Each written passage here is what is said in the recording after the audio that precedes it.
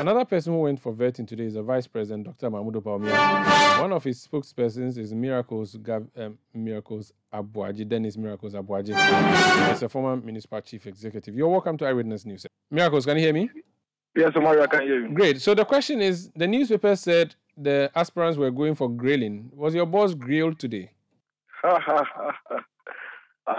don't know why they decided to use grilling, but if that's how they want to describe it. But I know vetting is quite a common thing that a lot of us know how it goes.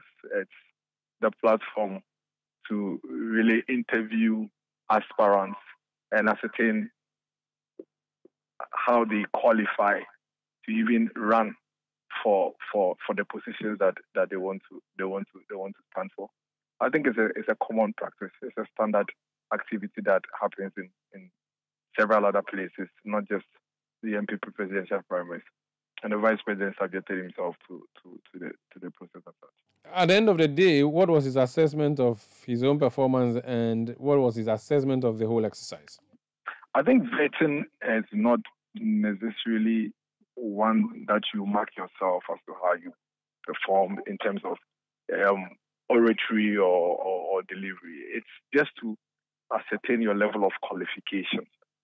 And so what is key is what the criteria that the vetting committee is using. And basically, it's common knowledge that the party has a certain set qualification criteria that you need to meet.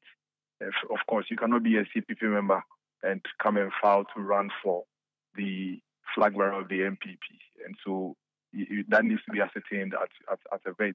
If the requirement is that you need a certain number of party people to endorse, that is to nominate you to be able to run. The vetting committee has a responsibility to even verify and ascertain whether indeed the required number of party people who are supposed to nominate you have done same. So there are certain set criteria that the party looks out for who qualifies to run, first of all, for the office of the flag bearer of the party, and as to your readiness to actually go through that process. So that's what the vetting is about. So it's not one for you to say, oh, I delivered, oh, I performed. It's also whether you check all the lists, whether you tick all the boxes as required by the party's rules and regulations. So what next for the campaign? The vice president is going to go back to his campaign. As you may be aware, the past few days he was in Greater Accra. He's had a very successful Greater Accra regional campaign period, and he's moving next to the Ashanti region in the next few days.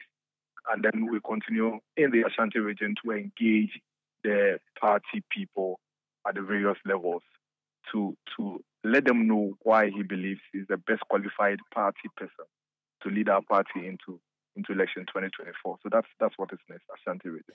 And the response, how has it been from delegates?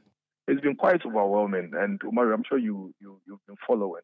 I mean, the reception that the vice president has received across the length of breadth of the country is quite overwhelming.